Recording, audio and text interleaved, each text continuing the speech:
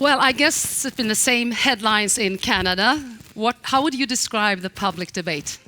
Yeah, well, first of all, thank you so much for having me here today. It's a real pleasure to be among such a diverse group of people that are here to talk about AI's impact on democracy. This is an incredibly timely topic and a very important element of our societies to be talking about. So thank you so much. The debate in Canada is quite similar. You have people talking about how artificial intelligence is going to wreak havoc on our societies. Ironically, the people that are saying this are those that know the most about AI and those that know the least about AI. And you also have people talking about how artificial intelligence could never overtake our societies because humans are the ones programming them, and we would never create technology that could do such a thing. That I'm not so convinced of. You are in the very heart of AI innovation. And about this call for pausing the development of AI, what's your opinion about that? So I think that it's important for us to have a shared vocabulary about what's most important, what's most at stake here. It's incredible to see leaders in our scientific domains, in our businesses, calling for that pause. I think we're really seeing a bit of a chicken and egg problem where we know that this technology can create all types of harms, but we have no idea what those harms are, and we don't know how to preemptively regulate them. So it's a question of how do we create systems, political systems, that are agile enough to respond. And so I think it's important for our politicians to at least develop infrastructure that can react more quickly to some of these developments, because right now we know that infrastructure just doesn't exist. And how are the politicians handling the question about regulation in Canada? What do they say, and how do they act upon this call of regulation? So right now in Canada, we are starting to see some movement from the Liberal government. There is a new proposed regulation called ADA, which is looking to pretty much regulate the harms that AI is causing. So it's very much a reactive approach to looking at some of the risks that AI presents. They're not looking to tell developers how to develop the technology. Instead, they're sort of developing the regulatory landscape for how the technology can and can't affect communities and societies, which I think is a fair approach, given that our policymakers don't necessarily have the tools to know how to recommend that these tools be designed. Would you say that your legislators have enough competence to wisely regulate AI? They're not here, so you can be perfectly honest. It's true, I can say whatever I want. I think that our legislators recognize where they do have competence, and that is they're very skilled at regulating things associated with criminal law, human rights, consumer protection, and I think that's the approach that they're taking. They want to develop a framework, they want to consider the harms, they want to be responsive to technical developments in a way that protects our societies.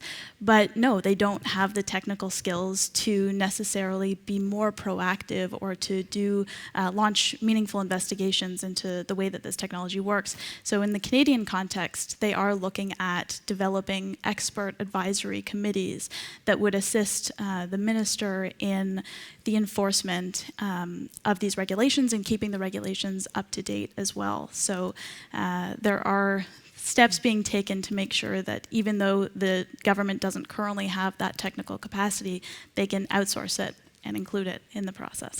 Could we, to understand this, speaking about the values, that on one hand, democratic values, on the other hand, maybe economic issues, issues about competitiveness, how do you balance that? Is it that you have to choose either of them, or what do you think? So I think AI so far has been a severely under-regulated industry.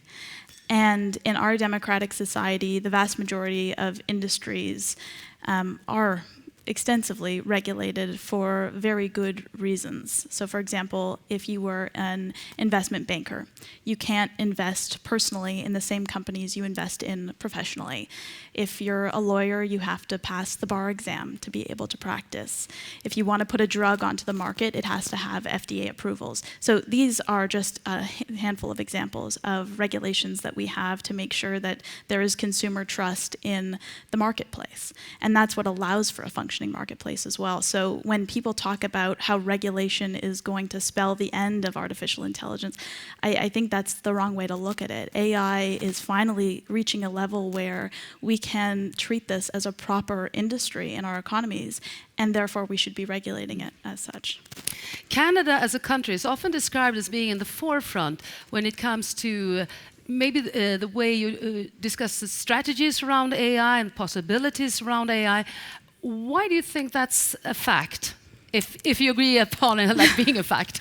So I think I've been very lucky in that I learned about artificial intelligence while I was in the Canadian context and took for granted how far Canada had moved in the AI domain. So I don't know as much relatively about how, I guess, other countries have been progressing, but in learning about the European context, I've realized that Canada is fairly far advanced.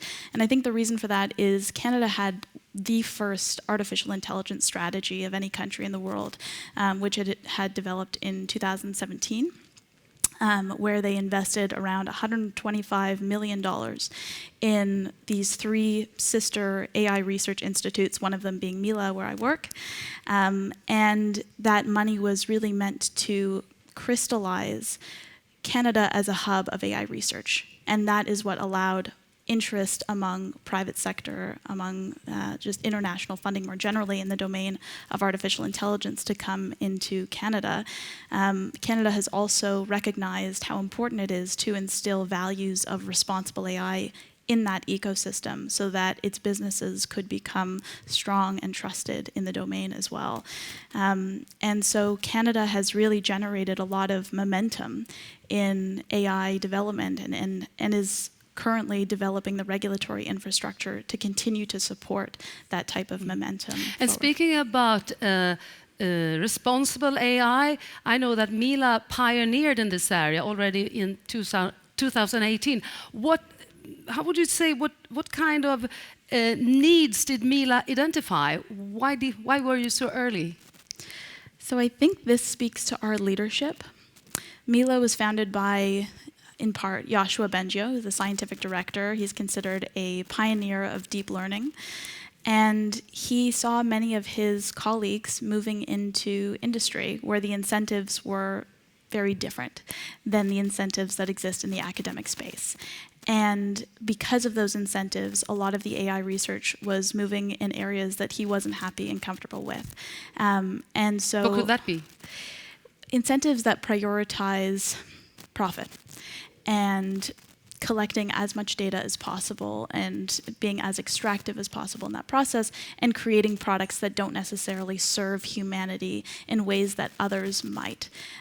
So he often gives the example of AI for antimicrobial resistance, which is a research area in the drug discovery ecosystem that is not often, or at least under invested in. And so in his mind, there needed to be places, academia being one of them, where there would be interest in applying AI for socially beneficial purposes where you don't have that same kind of investment coming from industry, but you have a completely new incentive framework that allows for that type of discovery. And now this is your field of work, AI for humanity. Could you tell us something about what is that in practice? So AI for humanity, at least within Mila, is really about how do we guide the AI ecosystem towards leveraging this domain, which is currently still a highly privileged domain. There's lots of people who don't really understand it, even though it's being deployed at scale and having very severe consequences for people's lives. It's about how do we identify all of the blind spots that currently exist in this ecosystem and support filling those blind spots with education and training and best practices. So this isn't just, among policymakers and folks that are don't know as much on the technical side. It's also about educating technical people about the ethics of their work, or at least the ethical component that they should be thinking about as they're doing their research. So we have all different teams who are focused on different stakeholder groups. The work that I'm doing at Mila is I'm developing various AI applications for socially beneficial purposes. I'm the project manager, so not there doing the technical work. But the goal is really to create best practices around not just creating socially beneficial AI, but developing it in ways that are meaningful and ethical and responsible as well. Because you say that it really matters who's at the table when inventing or developing AI. So would you say that there is a mix of experiences or representatives from different academic fields while developing AI at Mila? Yes. So this has been one of the biggest lessons learned in the course of my work. It has been discovering how important it is to have not just the technical members of the team, but treating AI development as a collaborative process with domain experts, marginalized communities, the population at large. I think the term that to me is such a important myth to deconstruct in AI is that AI is just a tool. It's just a product of mathematical modeling and statistical significance. But in reality, I think all of our AI tools can be deconstructed to understand the beliefs, the norms, the values of the people that were designing those tools. And the reason for that is because when you're designing AI tools, there's lots of decisions that are made that are not purely scientific. The questions about what problem do we want to solve? What technology could be used to solve it? What data is important representative of our communities? How do we want to interpret that data? And so you need to be very aware of who's answering those questions so that the values that they bring to the table you can align with, or at least are aligned with the end user or the communities that are going to be affected. I know that one of your projects that you're working on yourself is about AI and trafficking. Could you please tell us a little bit about that project and how the different disciplines play out in this context? Yes, so this is a really good example of why it's so important to think about who's around the table. So we are developing an AI tool that can identify possible victims of human trafficking by looking at anomalous activity online. And originally this project was really comprised mostly of computer scientists. And then we realized, well, it's probably important to bring a criminologist on so that we can better build our intuition around human trafficking in the Canadian landscape. But it wasn't until we brought on a critical criminologist, which is apparently a different domain of criminology, which intensely questioned all of the research that was coming out of conventional criminology work in the domain of human trafficking. And we realized there was major oversight in the literature where we weren't talking directly with survivors of human trafficking, with sex workers, with other immigrant communities, for example, that might have a very different perspective on what the human trafficking landscape looks like. So then we decided we need to pay a lot more attention at who's around the table. We engaged directly with survivors of human trafficking. We consulted with an AI ethics organization. We have lawyers we're working with as well. And these are just some of the parties that are important to engage, especially when you're dealing with highly sensitive data, and such high stakes if it comes to false identification of someone as a human trafficking survivor, or even a true identification of someone as a human trafficking survivor who may not themselves see themselves that way, and may not want the police intervention that might come as a result of that identification. All in all, given the risks and the difficult decisions you have to take and the possibilities if you do it right, where do you find yourself? Are you at the optimistic side, or are you slightly pessimistic or scared about the future? So for me, it also comes down to incentives. I think that there are lots of opportunities, there are lots of risks, but how much time do you have to make sure that you are taking advantage of the opportunities in a way that respects human rights, in a way that puts the end user at the center? I'm very skeptical that with the right intentions in our current incentive framework, you can do net good. I think we really need to be aware of the fact that AI developers are so often rushed to publication, rushed to production. And we are dealing with a very high stakes environment where that level of rush ends up adversely implicating lots of people. So as good as people's intentions may be, what's important for me to see, to be confident in this ecosystem moving forward, is that there are new incentives guiding the way that people do this work so that we have the time that we need to do it right. And as a last question now, what do you think is ultimately crucial for legislators to take into account when now trying to find the right level of legislation or regulation for AI? So something I'm seeing among a lot of legislators now is this focus on outcome-based harm reduction. But I think with generative AI, we have a real opportunity and need to focus also on the inputs.